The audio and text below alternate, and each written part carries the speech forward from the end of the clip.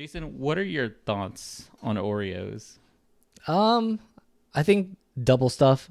Controversial opinion. Double stuffed. Oh, Too okay. much. Too much. So I didn't know this, but Oreos are actually they don't have any milk in it, which was Really? surprising to me. I could see that. I guess in terms of like the cream just being like sugar based or something. Yeah, it's interesting. I actually thought that's interesting. But we are talking about Oreos today because Oreos maker Mondelez fined 366 million for rigging European markets. It is a wild story. It's a lot of money. It is a lot of money. So the thing is that Mondelez, the maker of Oreo and Cadbury dairy milk chocolate, has been fined 337 million euros or 366 million dollars USD for hindering the trade of chocolate, cookies, and coffee between European Union countries in order to keep prices high. What are your thoughts on this? I could see that happening. It's crazy. They're keeping prices high on chocolate.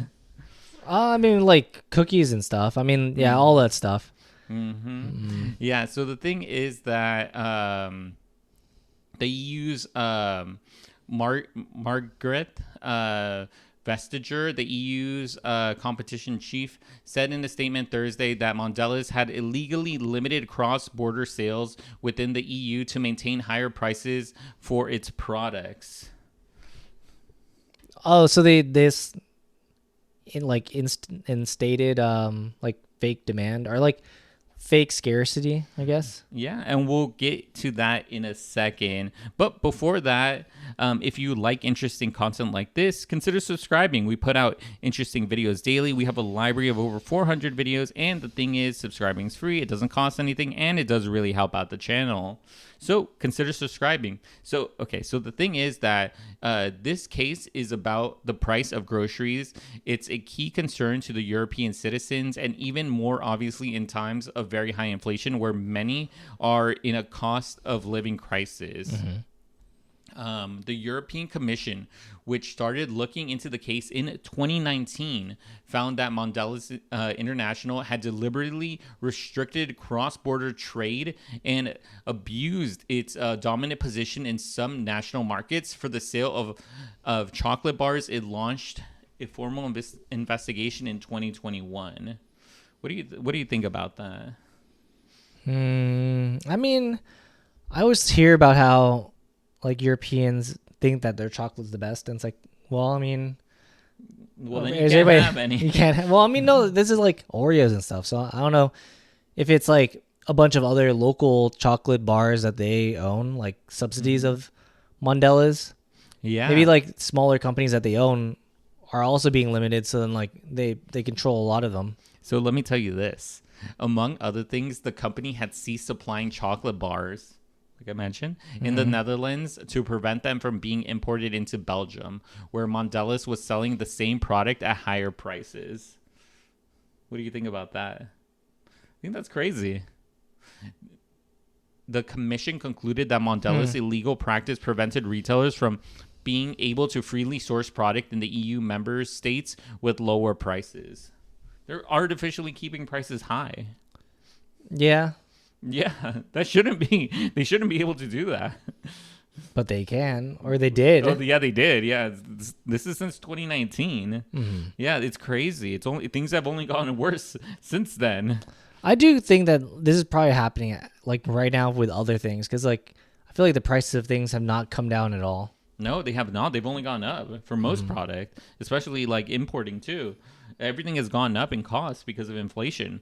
Unless So- you're on Temu. Unless you're on Temu, and then you get a lot of stuff for free, for the most part.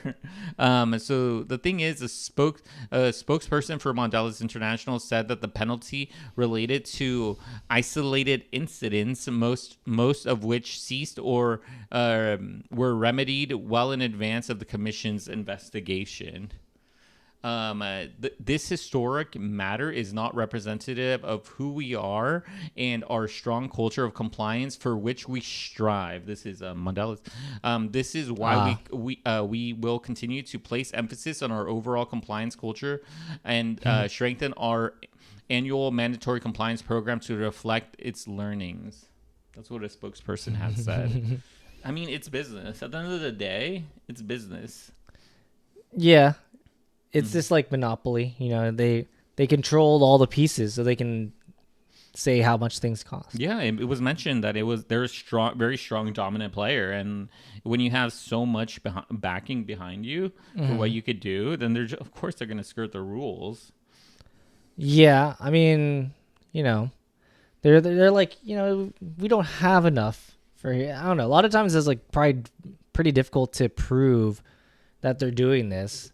Because it's like, oh, you know, we have some like supply issues or something like that, and a lot of the times I feel like these types of things happen like within the company, and there's no like outwardly like pressure. It's like, oh, you know, like truck got stopped, so the shipment's delayed, and it's like, yeah, okay, it makes sense. Yeah, they mentioned that the company had ceased supplying chocolate bars in the Netherlands to prevent them from being imported into Belgium. Which is wild. I mean, like, how? Okay, well, yeah. It's a lot. It's a lot. So the other thing is that Mondelez made an accrual for the fine last year, and no further measures will be necessary to finance it. I mean, like, it's the cost. I do of wonder. doing business. Yeah, I wonder how much they made. So if they made billions and they got fined 300 million. Yeah. Then it's like, oh, you know, It's 30% loss on that is still You like made a profit. a profit. Yeah, that's what I'm imagining, that what's it called? That this was profitable enough for them to do. Like, if they did a cost analysis, they were like, okay, it's like we won't really have we'll pay this much, we'll make a profit, and then we'll pay the fine, and then it's like if they tell us not to do it again, maybe they'll give us the same fine if we keep on doing it. It's kind of crazy.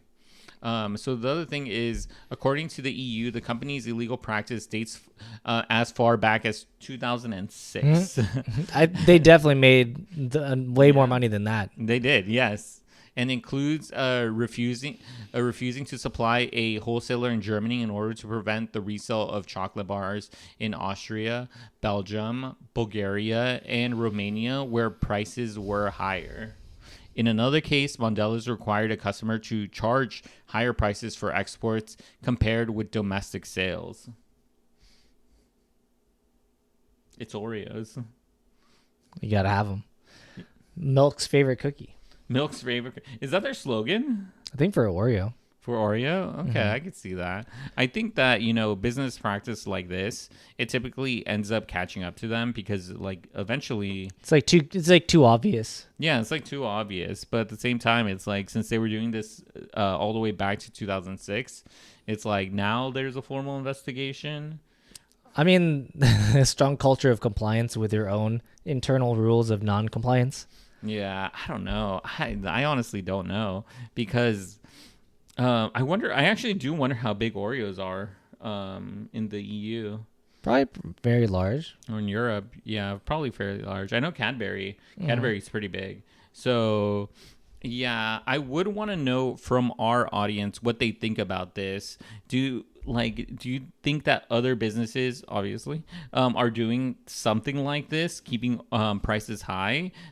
When this happens, it's the consumer who loses because they're paying the higher prices. Yeah, definitely. I mean, I think the issue becomes where, you're always trying to like chase a higher number for the investors. Yeah. So it's like, oh, you gotta get higher returns, and like, how do you get more money from selling chocolate? You either sell more or charge more. Yeah, that's true. That is true. At the end of the day, it's for the stakeholders. Mm-hmm. But yes, let us know your thoughts in the comment section down below.